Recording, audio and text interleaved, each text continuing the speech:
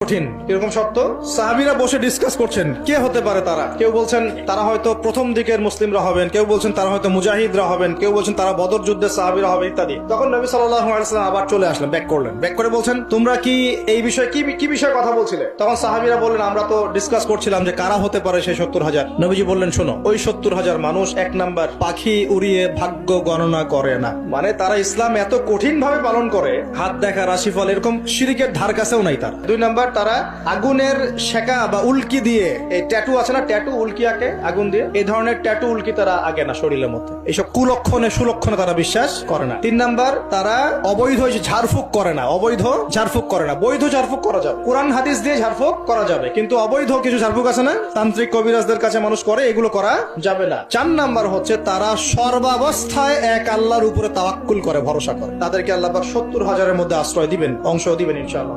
এক সাহাবী দাঁড়িয়ে